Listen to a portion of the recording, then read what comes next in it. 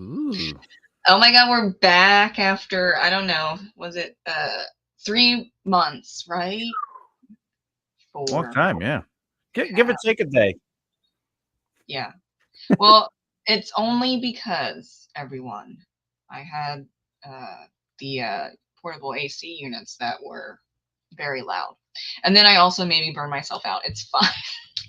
But we're back. And I am just 5 chapters away from finishing Midnight Murder, so that's why this is kind of sort of last minute. Mm-hmm. And I just need to kind of push it. Push That it, sounds push it. not, Down. it doesn't sound great, but like I do because like 5 chapters. Now, You'll if be I done was saying, before you know it. yes, I know exactly right, and I just need Thomas to cheer me on because he helped me with the outline, and that's why I'm writing so fast. Also, there's a pre-order on January 3rd, and I'm not moving it again, so we've got multiple things going on. Everyone, what are you working on, Thomas? I am working on cleaning up basically the first draft of the epic fantasy novel. All my notes, all my alpha notes have been returned and added to the chapters, and now I'm just going through and cleaning up the prose of the first draft, and then I sort of that'll become my second draft, I guess. Once I'm done, and I'll be like, here's the second draft. So then I might be ready for beta readers, or I'll be like, the hell with it. I'll just edit it. You've gotten a lot of beta readers and alpha readers. I don't think you need another.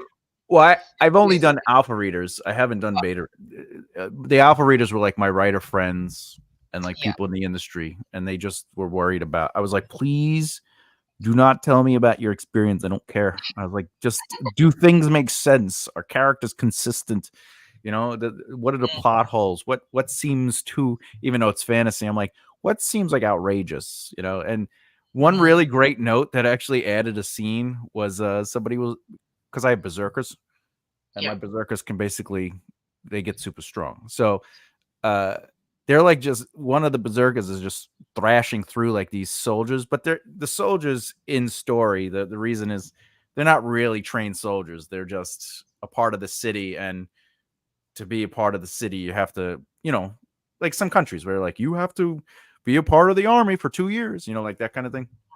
So they're not really trained, and the berserkers are like killing them. And the note I got back, to like, are these soldiers dumb? Because at some point, wouldn't they be like, we can't beat these people, I'm going to get a beer? And I was like, that's a great note. And then I that's in the story at one point, and one of the guys just takes his helmet off, and they're like, where are you going? He's like, I'm going to fuck you and fuck this. I'm going to get a beer. This is do you see what they're doing to us? And I was like, that is totally, I need that in the story. Oh yeah. Yeah, because there's humor in it. Yeah, where's that nonfiction series at? Say formatting? Yeah, it's formatting. It's I'm gonna try to format the second and third book, and then sort of release them quickly, because they're all written. I gotta format the second and third book, and I think if I did like one, and then 2 months later did another, or 3 months later did the second, it'll give me time to sort of clean up the fourth and fifth one.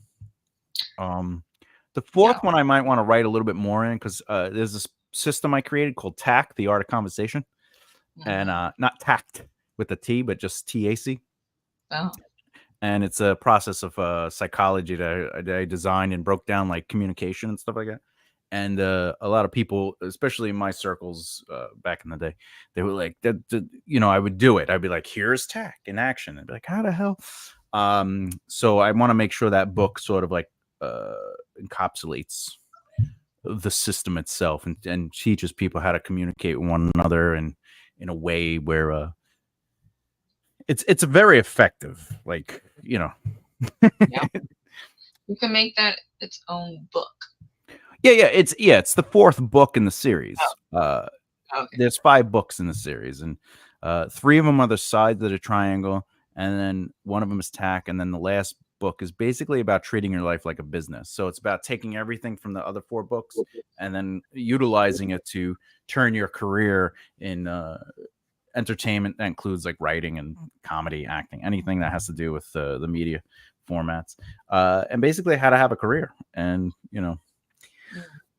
be me without the beard. Oh, well. I guess. Not everyone can grow a big, epic beard. It's good to have, though. Yeah, you need a beard to stay warm in the winters. Hello, William. Thank you for joining. Hey, Will.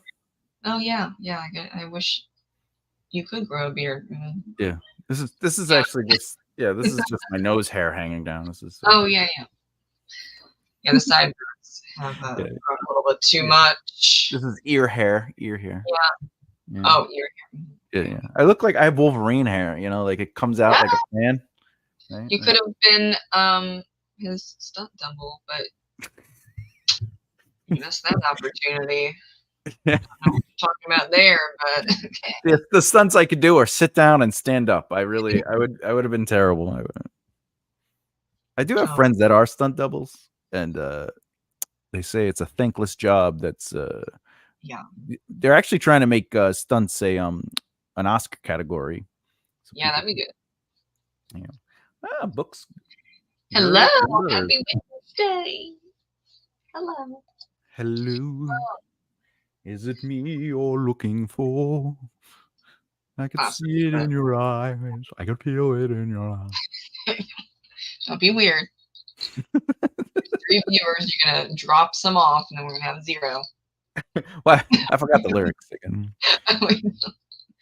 Well, I have my outline on the other computer, and I'm ready to go. You ready to go? I'm ready to go. Wait. Let me just real quick about the. You have 2 computers open. You have a laptop, and then the other computer, and then that's how you do it. Well, I have a PC, and then I have my old Mac. Oh. Slowly dying, but I do the video editing on my Mac, and then I will play YouTube videos in the background, like or music in the background. And then lately, the past 3 weeks, I've just put the outline up because it's easier just to look this way instead of clicking around as I'm writing. Because I tried that, it was not good. I was distracting the crap out of myself. Well, yeah, it cuts off the rhythm. Don't you have an iPad or a what do you call it? No. Oh. Okay. Yeah. Okay. All right, let's do it. For anyone who's paying attention, this is going to be a writing sprint. We're about to go quiet, and for 20 minutes, we're going to be writing. So if you're a writer, please write along with us. Feel motivated to be on this journey, this writing journey, and Or you could read or edit. Yeah, you could read, you could edit, you could send us books, whatever. Oh yeah. Yeah, using 2 screens is I have 5 screens personally, but okay. We show off.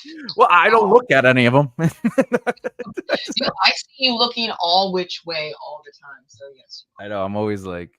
Yeah. All right, let's do this. You ready? Okay.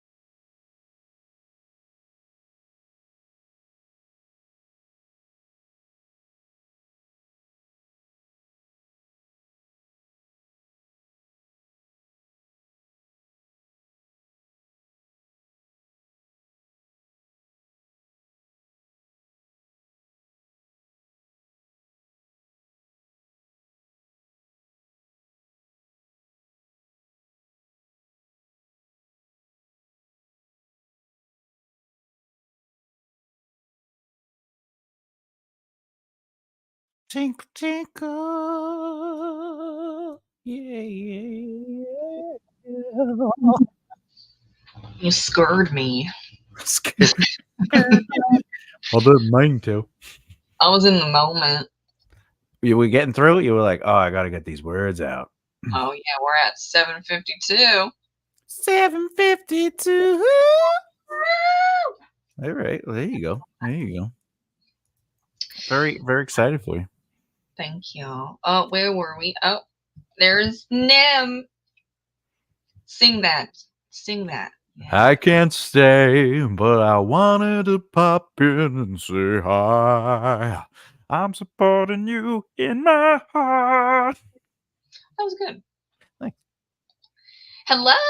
You can't sing that. Yes. Peace and love to Nim. Yeah. Hello. Already booked. I just love that because I am already booked. Greetings. Hello, already overbooked. Hello. Hello. Hello. Hello. Well, I also, at like what the last 2 minutes, there was someone screaming outside. Oh. Welcome to Peaceful Neighborhood. Yeah, I was like, what is going on? So I might have to just like check the window over yonder. Look, as long as people aren't It's looking in, you're good. Yeah, I don't know. At least the screaming stopped. And I'm like, bro, it's 5:30. Y'all need to chill. And it's raining outside. I'm like, why are you outside screaming? Yeah, so I might actually have to go off camera for a little bit and pause my writing. But you know, when someone's screaming in the middle of the road, I'm sorry, you gotta look. So Yeah. you're like, is everything okay? Yeah, you got to be one of those neighbors, like, oh, I could talk about this with Fran tomorrow. Did you hear it? Did you see the people on the street?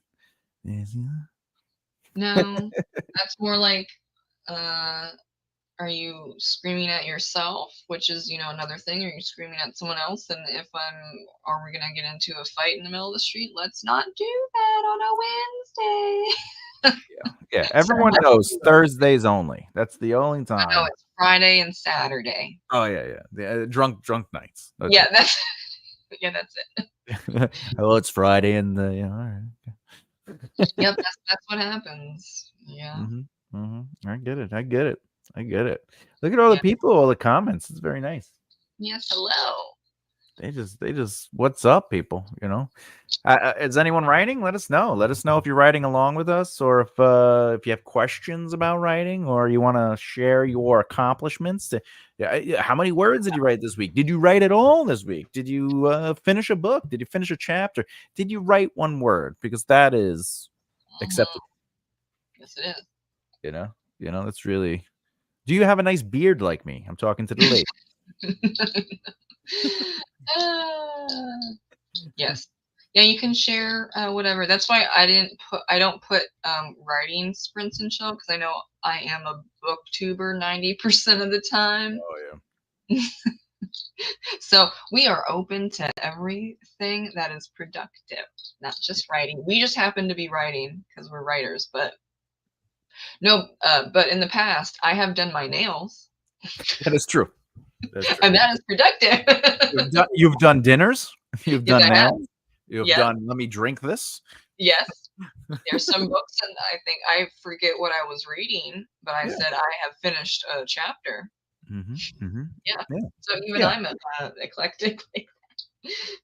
Oh, look, chill night coloring to put in. Oh yeah, I like it. Oh, I like it. Nice. I love the cat. Yeah. The cat. Meow. A little devilish. I like it. I bet it's sweet, but I like black cats. My mom, not my mom. My grandmother had a black cat for 16 years named Merlin. Merlin, that sounds magical. She was neo-pagan, so you know what the vibes. Is there another form of pagan, by the way? Yeah, like Trinity pagan. Well, like there's like There's some like that just doesn't make sense, and this is me growing up neo-pagan and around Wiccans and witches for like 25 years of my life. Um, they were like, "I'm a nature pagan." I'm like, "Sweetie, that is the same thing." Like, you don't need to say nature pagan. Yeah, you just go, I'm a pagan. Just Well, what I was saying, if there's a neo-pagan, is there a Trinity pagan, a I don't. Morpheus pagan? You know, Uh, all the Neo. Matrix characters. No, that's Neo. I thought his name's Nero, No, not it's Neo. Neo because it's an Oh, anagram for one. He's the one. uh, Let's see. well, I missed Cobalt that. Dragon says, oh my, I'll do it in the Sure. villain voice. You ready? Yeah, yeah. My boy, Panther, very tall boy. That was a good one. Thank you. Thank you. Yeah, well, and then my cat who lived for 16 years, uh, was named Isis. Oh, that's good. That's a good name. This is pre terrorist, okay? Yeah, Okay? pre 9/11. I get it. Yeah, thank you. So, He's the 'cause brother of Isis. yeah, I shared that with one of my neighbors, and she was like, "Why would you name your cat Isis?" I'm like, Yeah. What's your next? What you name your next cat? Taliban? yeah, I'm like, girl, like, did you know she's an Isis is an Egyptian goddess? And she's like, I've never heard of that before in my life. I'm like, I believe so that it's was a pronounced great Isis. I don't know. It was a great conversation. Jesus. It's fine. Also, ISIS did not pay rent for 16 years. I like to put that up. No, she gave us some birds, some Birds. rats, mice, He's like, here, bunnies. take this. Yeah. I'm not gonna do You anything. people are you're stupid. I'm gonna give you some food. You don't know how to hunt. I thought you were gonna starve. Yeah. I didn't get you I this love it, but mouse. you're just stupid. Yeah, that's her. Well, okay, before we go in, fun little detail. She was an indoor and outdoor cat. She Like hung all out in animals. the yard. No, there are some cats that are 100% indoors. No, but this is like country nowheresville. Like you don't even have a highway. Oh yeah. So nowheresville. So that's better. Like don't do that other like most other places. Don't do it. But she would hang out in the backyard, and I was walking towards this little garden that my grandparents had because she lived at my grandparents' house because Nowheresville, Maryland, and it was appropriate instead of apartment. And so I'm just walking. I'm trying to get to my grandfather, and she's just like off to the side, just watching, cute little tail flicking. And I start to walk in like a slightly different direction. Like I decided, well, for whatever reason, I wasn't going to the garden. I would follow my grandfather. And then she darted right in front of me, and her tail was just going like this. And then she goes on her hind legs and she goes whack. And I'm like, what are you doing? And then she's doing this. She's doing this. And I'm just like, Isis. And then finally she gets a paw under the snake that was in front of me. She paws that snake up, and she went whack, and it flies not even like a few inches away. But you know what? Good for her, Isis. Good for you. Yeah. And she whacks it, and then she grabs it in her mouth. She gets the snake right behind well, it's like a whole neck, but it's right behind where it can't bite her. And then she's going, and I'm just like, she saved me from a snake. And then she just darts off into the little area that then connects to the little mini beach that we had because they lived right on the water. Yeah. And my grandpa was like, well, that happened. Like, what do you say to that? Like, thank you. And then, she probably had a snake dinner. Snake dinner. But deserved that snake dinner. That went ISIS. in a totally different direction than my brain was. Because originally I thought this was going to turn into the cat came back from a rave and was showing you the dances. No, she saved my life. That's what happened. She's like, all that training Yeah. for the motherland. No, she was just a special little kitty cat. I like it. You know.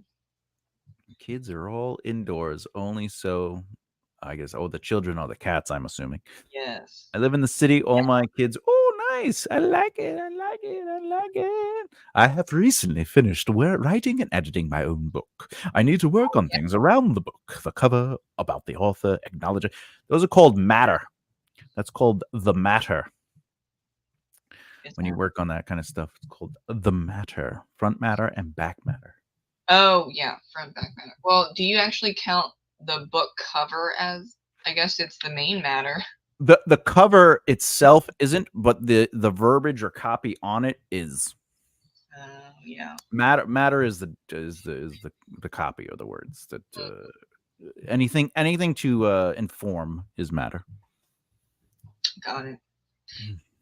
Yeah. Well, I don't know if you have a cover artist there, William, but I'm gonna throw out Get Covers, Faye Lane. What is it? 1,000 covers. There's Mibble Art. Yeah. Yeah, that's the ones that I know. You could always go to Way to Get Yelled At. You could just AI it. No, don't do that. Oh my god, don't. Then I need to get the ISBN number and get the limited print edition. I will distribute mostly as an ebook. That's a good way to do it. I mean, because especially nowadays, like. Yeah, just FYI, you don't need a ISBN for Amazon. ebook. No, they give you, because the ISBN, you can save money because the ISBNs for physical book copies. For cataloging. Yeah, ebooks you don't need. They give you an ASIN, so it's different. Oh, I'll give you an ASIN. Yeah, I'm gonna give you an ASIN. The ASIN. ASIN of saving you money. That's right. Do you want to do another 20 minutes? What are you thinking? Well, yes, I would just like to add ISBNs are expensive, so you go with the ASIN ebook. Don't hurt your pocket. Yeah, I have a video coming out actually already filmed, which will go over the ISBN number and pricing and copywriting and all that other stuff. Good times. My kids all have fur. 3, Xena, Panther, and Tiki. Excellent names. Yes. And I'm on board. Children, the animals are children. I don't care when people say they're not real kids. It's not the same. I go, well, I'll never have children myself. So they are as much as I can experience emotionally with a human being, but with fur. If I had a child, I don't disagree with their sentiment. Like, I get it. Like, if they're like, if I had a dog and the dog bit my kid, I would kill the dog with no question. Like, I get those people. I get when they say that. But I don't have a kid. I probably will never have a kid. I don't want a kid. So the dog or the cat is the thing I would kill a person. Like if the person bit my dog, I would kill the person. Dog. I think we have some other problems. I'm just saying, like, the things I did for my dog before I had to say goodbye, like, yeah, you know what I'm saying? I would have done for my child. The only difference is my dog didn't talk clearly. Yeah. rough dialect at best. Yeah, very rough. Yeah. Rough. We're gonna end on that dad joke. That's, by the way, that's one thing I miss more than anything is that. When a dog does that, it goes. Yeah. Oh God, I miss that so much. See, agree, my kids, never leaving home and no wild parties. That's right. It's meowsers. All right, let's do this. Let's do 20 more minutes. Let's do it. Boop, boop, boop, boop.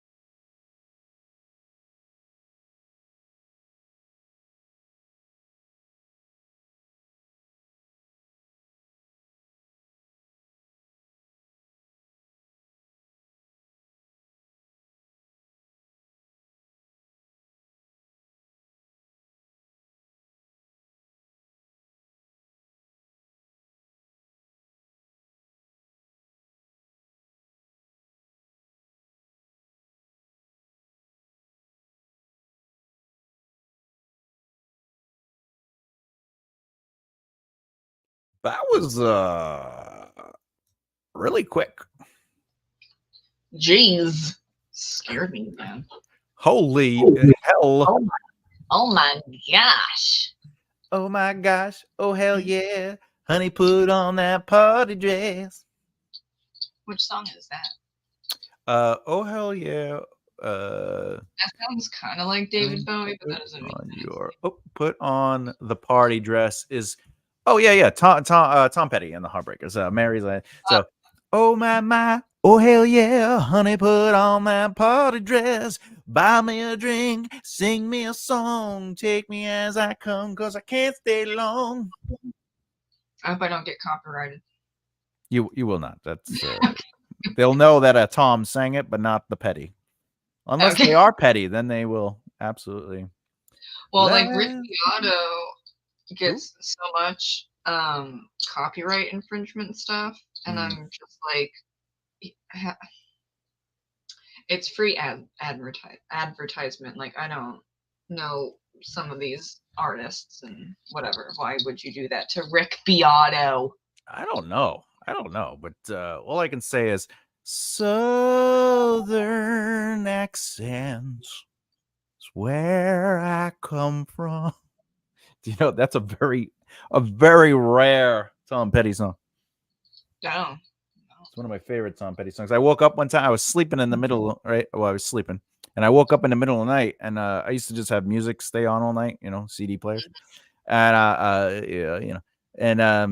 woke up to that song, and I had never heard it, but like it was my Tom Petty collection that I had, like in this like multi-disc player thing, and I was like, "What the hell song? This is an amazing song," and it became one of my favorite Tom Petty songs. And for the longest time, I couldn't find it though because it was like midnight. Not midnight, but like it was in the mid of night, so I was still like tired, and I was like, I'll look it up in the morning. Yeah. But because it took me forever, I had to listen to it. It doesn't matter. This is a long, more drawn out. Sorry.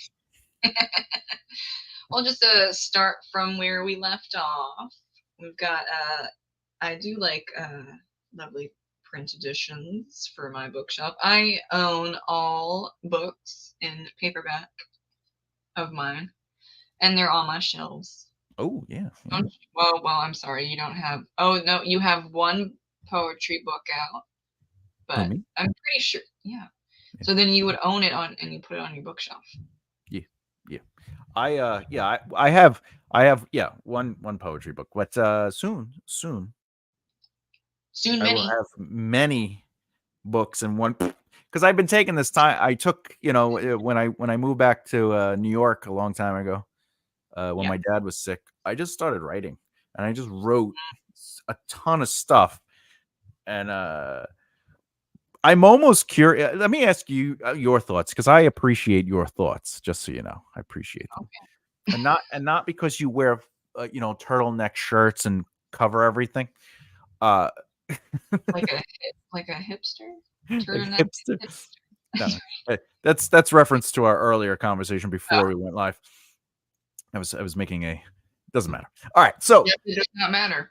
What are your thoughts? What are your thoughts on this? I was thinking of writing out the first 3 epic fantasy books of the series. There's 5 books to the series, but I was thinking of writing the first 3, right, and then starting to release them. That's what a lot of people do, because then you can have... there is this thing for... Now, I don't know if it's trad, but for indie books or indie writers, they're like a long time, there would be like 1 or 2 books out, and then like, where's the 3rd book? Or where's the 4th book? Like, they gave up, and they didn't wrap anything up. Yeah, I hate that. So then, so readers that read indie books, they want to see, unless it's a duology or standalone, they want to see at least 3 books out, and then they kind of dive in, because then you've proven that you can get to it, and they're not going to be abandoned. Yeah, like I was. Were you? Yeah, I was abandoned. Well, my strategy would be good, and then you're like, yes, I have 4 and 5, but here's 3 books. Like, it's gonna Yeah. happen. Yeah, I'm on the fence with the strat. I either want to do submission a subscription based chapter, a weekly chapter for $1, right? But you just give me $5 for the month, and then that'll also get you extra stuff. Like during the week, you might get like a behind the scenes chapter, maybe nice artwork, maps, things like that, stuff that might not be in the book. But at the end of the run, then I would release that book physically, right? So the subscribers get the book first, Yeah, you chapterly. can do that on Ream. Oh wait, are you doing Patreon? I might do it on Patreon, but I'm just gonna actually. I have a newsletter, a mailing list. I have a huge mailing Oh, list. So like, I was just gonna like, if you pay for it, then I'll just place those people into and just. But so like, if I write the 3 books first, then it would give me time to write the other books, and I'll always be ahead. Because it'll take. hypothetically, because your books are 200,000 words. Yeah, 200,000 words. I'm with, It's a couple words. Yeah. Yeah, because the way it would work is like it would take a few months to get through, say, a 70 chapter book. That's a year, right? So, well, some people. well, no, because it's a chapter a week. Oh, yeah. Well, if you're going for the for that type, yeah. If you're doing like rapid release with the first 3 books, then there are people that could read all 3 books in a couple months. Yeah, So I don't want to release all 3 in one shot because, it's like spending all your PUD. You want to take some time. You want to enjoy it. So, more importantly, but it would help me stay ahead of and I like that. And I also like taking time with my books, like books by Andre. How do you say it? Adrian says the one thing about what if you write and release 3 books and they flop? I appreciate that, but you could have fixed 2 and 3 if you'd gotten feedback on 1. That I know you probably don't know who I am, but I have a very intricate process to writing where if you ever go to my channel, I actually have the strat. There's 20 steps to my writing process, and 2 of those steps is one is an alpha reader, one is beta readers. So I do a lot of detailed outlining beforehand, and I make sure things work, and it's sort of like a finely honed skill in itself. But I like Self Andy. What if book 1 does well though? You'd be kicking yourself for not getting books 2 and 3 to 50 ready. Yeah. Well, that's the thing. Like, I have faith in the book because the people I have alpha reading are part of they're people I mentored, and then they're in the industry as well, and they're people that I trust to tell me, hey, this is terrible. Don't do that. Yeah. So. Well, also, you know how to market. So, like, you're going to put your books in the right categories, and you're going to write a good blurb, and you're going to, hire someone that does a great cover that says epic fantasy instead of like sci-fi romance, which, like, so it's not like there are people that don't study the market, or the business, and then they're like, oh, I'm not understanding. But then like you look at the blurb, and it's like, oh, this is really long and a little confusing, so you clean that up, and then you're like, why are you in sci-fi romance when you should be in like urban fantasy? So fix the categories, because the target's not, you're just confusing readers. A confused mind says no. And then you have like the cover trends. There are cover trends for every single genre, just like there's like movie poster trends for every single, so you're trying to attract your ideal audience, because they want that epic fantasy that's 200,000 words and it's going to be 5 books. Like, oh my God, we're so excited. And they're just going Yeah. to, become super fans. So Thomas knows that. So he's not starting from like zero. I think he's like, Oh yeah. he's up here. He's got some Yeah. Hollywood stuff going on there. He's Yeah, a little different. I've been writing for a long time, and Yeah. I stepped away from the Hollywood writing, and I Yeah. decided to go. And I have the power of the beard, as Andy says. Yeah. The other thing is, like, I've been in the room. I look at writing the same way I look at my music career, my comedy career, like everything. It always boils down to a lot of people think the thing is what sells or what's important, or like it has to be perfect. And There's no perfect in yeah, art. there's no perfect. There's the connection that your audience has with you emotionally, and they will support when you flop or when you succeed. That's why Stephen King can write a bad book and people will go, well, I'll try out the next one. Like, dude, I read Cujo and I'm like, no. I'm not a super fan. But like, how many people love Stephen King? Yeah, but that's the thing. Like, even Dream Theater, if Dream Theater releases an album that's different than their style because they're experimenting, people are still going to listen to it, and then they'll be like, well, when they come out with the next album, I'll definitely give it because I'm a fan, right? And I was in the room with the president of Epic Records. This was many years ago. He was one of my mentors, and he played a tape, like just tape, like a cassette tape. And it was just a recording of a punk band. Not that I was a punk band, so compared musically, that wasn't the point of what he was doing, the exercise. He played it, and it was just a punk band recording themselves with one microphone in a garage. And he goes, would you sign this band? And I was naive because I was very young in my early 20s.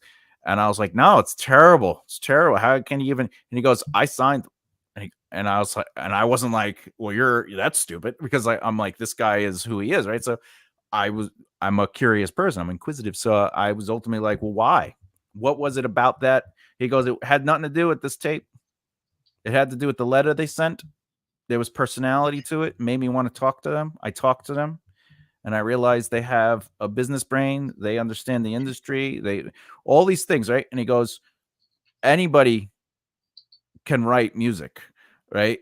But that's why you have producers to help clean it up, and that's why you have people market it so you can get it to the right people. And then he started teaching me about imprint marketing, which is why there are hits, right? There's no such thing as a good hit. If you listen to like Britney Spears, those are not life-changing songs, right? But they're hits because of imprint marketing. It's the reason why, if I'm about to give away my age, but you're driving in the car and the radio's on and you hear a song and you're like, oh, that's Britney Spears, turn it off, right? But then you hear it again, you're like, this again?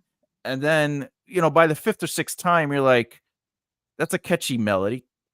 And then, by the 10th or 12th time, your friend is in the car and they're like, oh, I love this song. And then you're like, oh, my friend likes this song, right? But then you both make fun of it. And then you're like, yeah, leave it on. And that's what imprint marketing, what is the radio?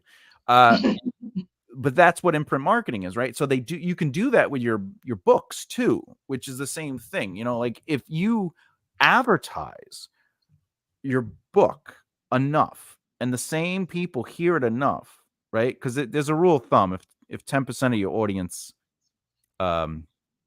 sees your ad, right, they're more than likely to become aware of it after oh, I'm old too. They're more likely to become aware of something the more frequently they see it, and that 10% becomes 10% becomes 10%. Now, what does that mean? It means if the same 1,000 people see an ad, 10% of them are going to become aware of it. So that's 100. Out of those 100 people, if they continue to see the same ad, 10% are going to become interested in it, meaning they're going to click on it or they're going to do whatever. So that's 10 people. Out of those 10 people, the rule of marketing suggests that 10% of those 10 people will buy the thing as long as it's the same people. So you're guaranteed one sale for every 1,000 eyes that go on it. And that's marketing 101, and that's imprint marketing, he's responding to the other things. Yeah. Marketing is yeah. I had a really great moment with a marketing expert once where I'm personally not a fan of releasing a book incrementally. I know it was popular to make episodic stories in magazines long ago. I guess quick fan feedback could make the writing interesting. Potentially, yeah. If you have the fan base that wants it, it's worth it. Because if you think about it, what's 1,000 fans subscribed to a $5 a month newsletter? It's Oh $5,000, yeah. right? But so back to the Damn. marketing guy real quick, and then Mhm. we could do whatever. But so I went to Staples of all places to print out a poster, and they printed out the poster whatever that I made, and the guy was like, "Oh, what marketing company did you get to design this?" And I was like, "Oh, I did." This is when I was in my band days. This is more closer to the end of my career in music, and he's like, "This is a top notch design." And like he then explained it, and I was like, "Oh yeah, that's sort of like what I had studied and I learned." He goes, "Oh, you went to school for this?" Like, "Oh no, I asked questions and I reevaluate, and a lot of my mentors, they give me feedback." And it made me feel good that like I wasn't wasting my time with these things that people were telling me, and it also taught me to listen more.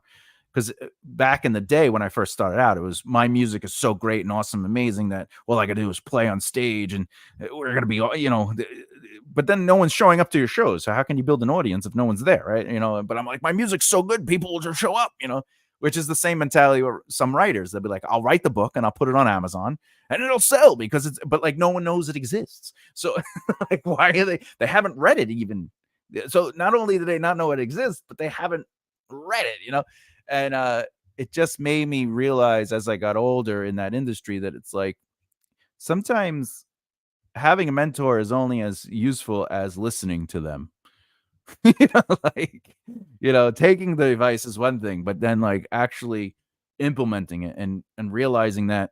And I'm not using the word stupid in an insulting way. I'm using as a story, telling a story.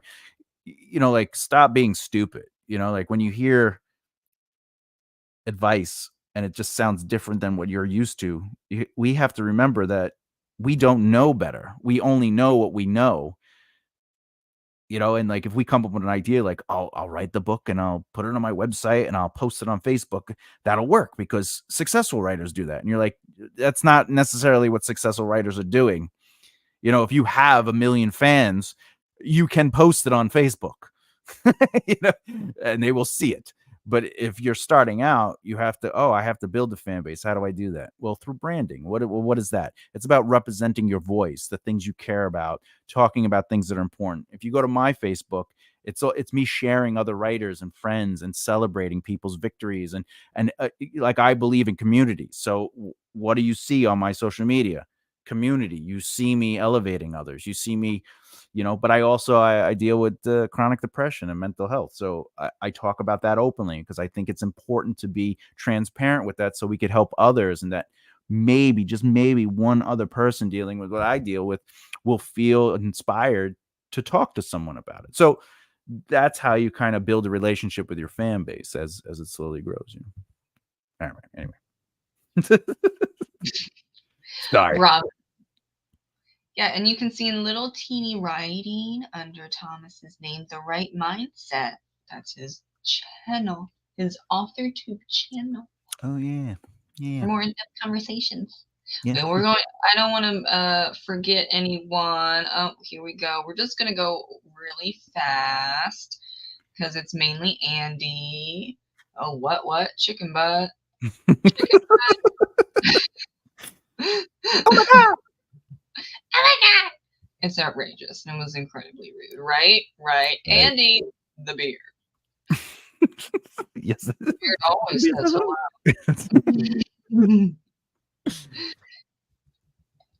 I don't think parties are introvert safe, even No, he's asking if my beard is introvert safe. Oh, well, I guess. Or is the party introvert safe? Yeah. And I said, I stare at the mirror. That's the party. Yeah, whenever just saying, just like for like anyone, if I get copyrighted because Thomas sings, he has to fix it. I'll fix it. I'll call somebody. I'll be like, I am Tom Petty. My name is Tom, right?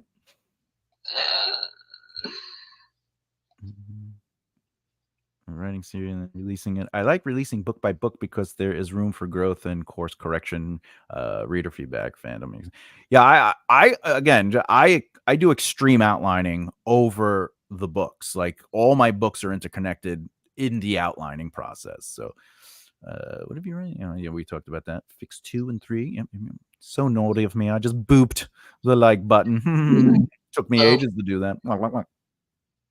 Yeah, like for me, what the Midnight Murders is the third book, and I have 6, and yeah, some people are like, "Oh, you shouldn't have 6 planned." I'm like, "It's a mystery. I don't give a shit. I'm releasing 6." So, because that's what's inside my heart. That's right. You got to write what you do. Like I don't ever expect anyone to do what I do, and I would implore you to find what works for you. I think Thomas and his beard are next level. There's confidence that the books will more likely than not perform average to above average. I appreciate that. That's much love and compassion. Nothing's guaranteed in business, but the right mindset, I think, is taking that calculated risk in his favor. Interesting you say calculated risk. I talk about that in my self-help book. Coming out soon. Yeah, being more established as he. Oh, that was very nice. Oh. I'm sorry. And clearly more settled into this process. It sounds like rapid release is right up. So I'm really on the. Do I want to do rapid release or do I want to do the subscription?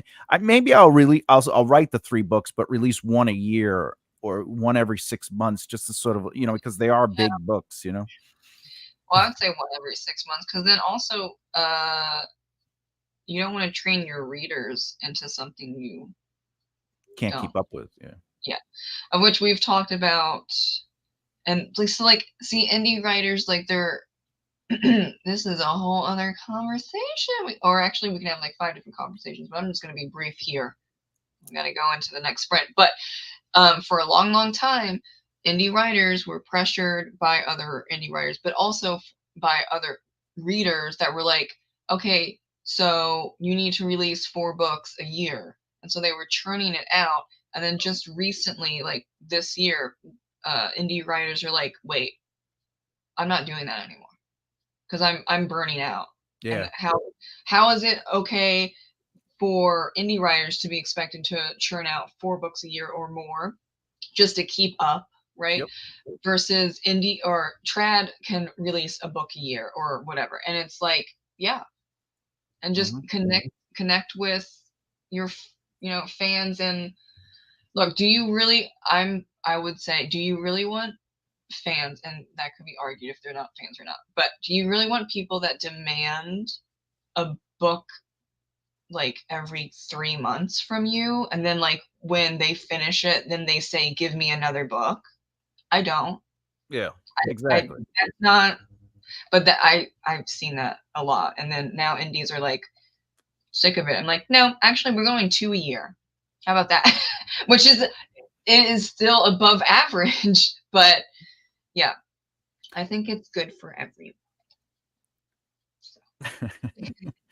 I'm personally not a fan of releasing. Oh, we read that guy already. Yeah. Thanks for hanging out, folks. Yeah. I gotta go take a shower. I'll also say this much: like, if my first series is 5 books and the 3 get written and I start releasing them, the 4th and 5th one will be released in a timely manner. People will be happy that the series ended. They'll be like, "Oh, I got the full series, 5 books, and now I could release like short stories or a collection of short stories, while also working on the next 5 book series." And it will keep, those are pretty fairly easy to turn out. Is just creating these stories, especially if they're within my world. Like if they're within my fantasy world, and they're just like, maybe a side story about this or that or whatever the case may be, or even like a short one-off story that's not necessarily epic fantasy, but it takes a character that was in the series and like before the series took place or whatever the case may be, you could still keep people happy with that stuff. Oh yeah. Anyway, you want to do another 20? You gotta read. Oh, listening. Horrible. Have to watch my pencil crayons as Tiki keeps trying to steal them. Steal the crayons. How dare you, Tiki? Tiki watching you. Okay. That's a Sorry. great way to get into that other stream. I just want a kitty cat to steal. Um, I don't have crayons. Steal something. My heart. That works. We'll go with that. We'll get to 20 minutes. All Let's do it. right. You Hit ready? that little button. Boom, boom, boom, boom.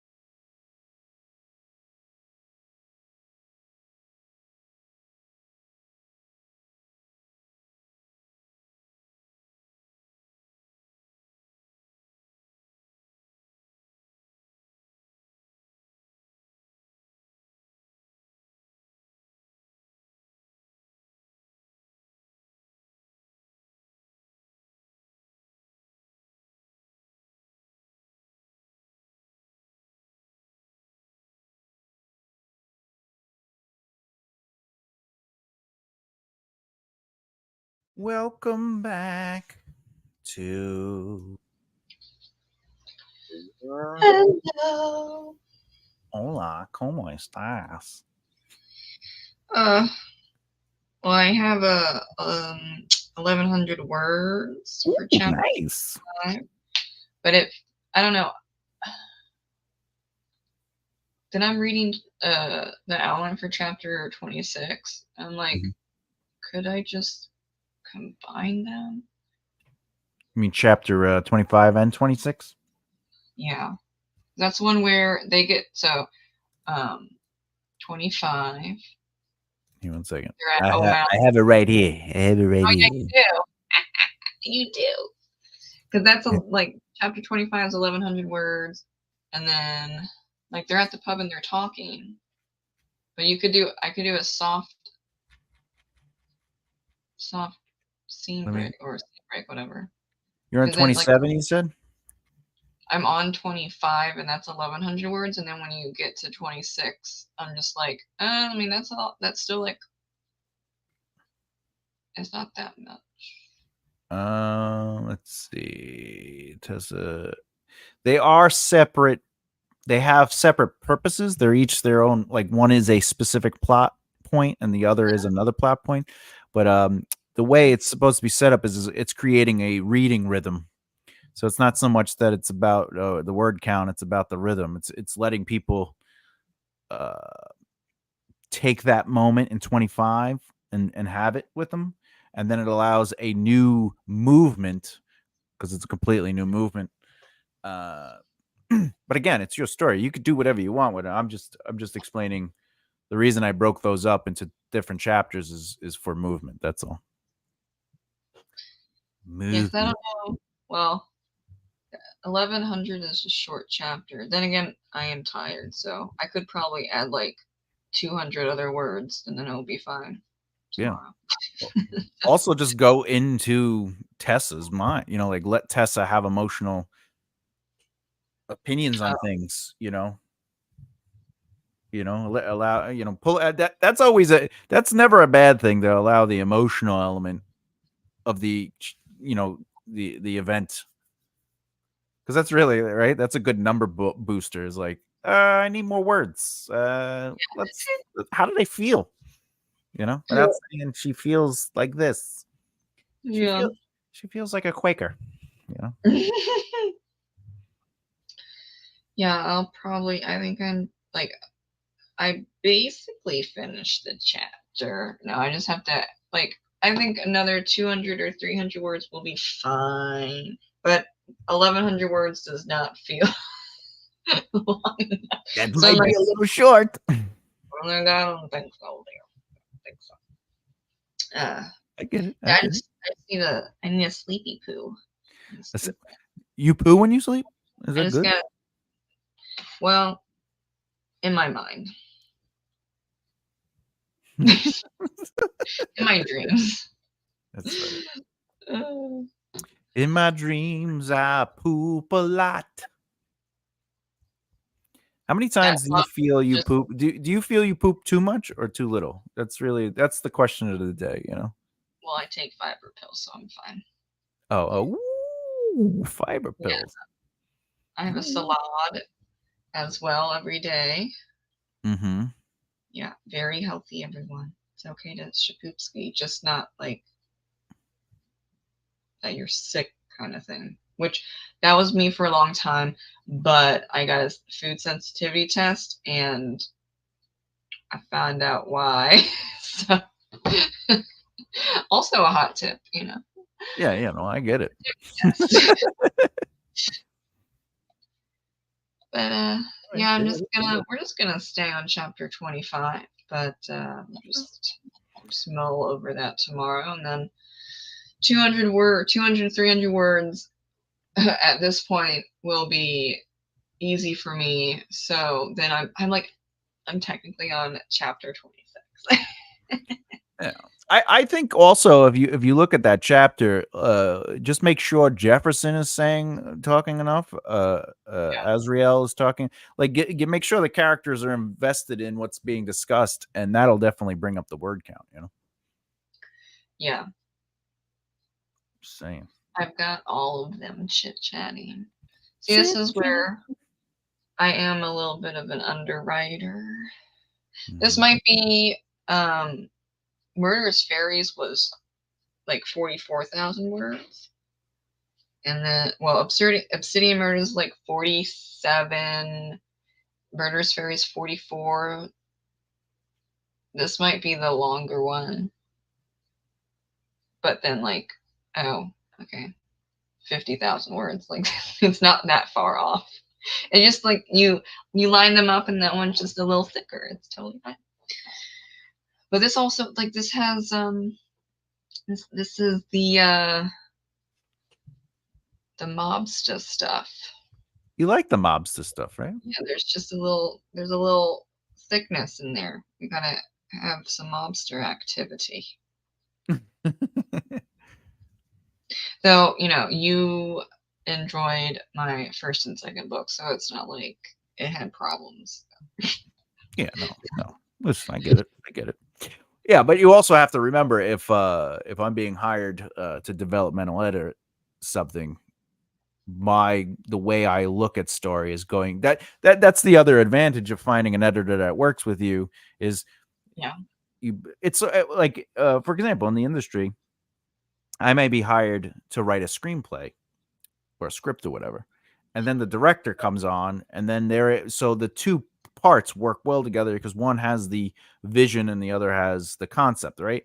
So that's sort of like what a developmental editor does. It says, all right, what's your concept, the vision, and then I have to put together the concept or whatever, vice versa. I mean, and that's what helps. Like if you went to another development editor, there's certain things they're going to see or suggest or be like. Some people are more like, you need immersion. It's all about immersion, and I'm more like, it's all about motivation and character and going deeper. And I also like thicker. I like it to be a little thicker, but I think that's what works is with your writing style, you kind of just streamline it. So you take the idea of the thickness and then you streamline it and you just get it out on the page. And I think that works really well. So. Yeah. We're all different. We're all different. Yeah. All right. Are we doing another one, or is that it? It's 10 o'clock over here. That's a wrap because Yeah. I'm talking a lot, and my brain's fried now. Yeah, I need to lay down. Yeah, I had a lot of fun though. I missed you, Nicole. Not that we don't talk, but you know what I'm saying. Well, we talk without the webcam, Yeah, but I like seeing you. Yes. Well, we will also be back this Sunday, but it's at 2 p.m. Pacific time. 2 p.m. Pacific time. So, you need to be more productive, just like us. You can join us on Sunday at 2 p.m. I am going to a Bowling for Soup concert, so maybe I won't be as productive, but like I will be making core memories, and that's what counts. That's all that counts. That is, yes. I forgot, which is bad. But yeah, on the 19th, I'm seeing Bowling for Soup. Bowling for Soup? Yes. As long as you're not actually bowling for soup, you're good. Do you know them? Have you not personally. Well, damn, that's too bad. Well, I got VIP tickets, so like I'll do meet and greet. Oh, that's nice. Go for it. Enjoy that. Yeah. Enjoy that. Yeah, I don't know if how productive I'll be on Sunday, but then again, I only have 5 chapters. Actually, let's just wait. Yeah, I could be down to like 3 chapters. I don't know, because this is only Wednesday. We're talking about Sunday. Yeah, you might be one chapter. You might be like, I have one chapter to go. I know, right? And then we can party, and then as I'm sushi. Yeah, well, I was thinking Indian food. Oh yeah, that's right, Indian. So like I could be, getting Grubhub or whatever as you're working, and then I'd be like, okay, we're done, bye. See you Because later. I'm not doing weird eating on camera. Okay. Um, I get it. oh, I might have to ditch you. That's fine. You can ditch me. We'll just make be it. the first. We'll just make it, like an hour and a half or whatever. I don't. We have it scheduled for 2 hours, but Yeah. we'll just You don't want go to. back You don't want here. me to stare at you while you eat. I just be like, It's creepy when people do that. Though I when know you it's go. Let me ask you a question. When you go out to dinner, it doesn't even have to be with your husband, just with somebody you're in a relationship with, right? Like throughout your life. yeah. When you went out to dinner, did you prefer, like, especially if it's a booth, did you prefer sitting next to or across from? If it's just one person, it's across from. Okay. But if someone else is there, then you like sitting next to the person. Well, if there's like 4 people, then like there's no choice. Oh, I see. But if it's me and one other person, then I'm sitting across from them. Though I do see couples that sit next to each other, but my husband doesn't like to eat while, or he doesn't like to talk while eating because he just doesn't want to have food, So like we don't talk while actually eating, but we'll talk before.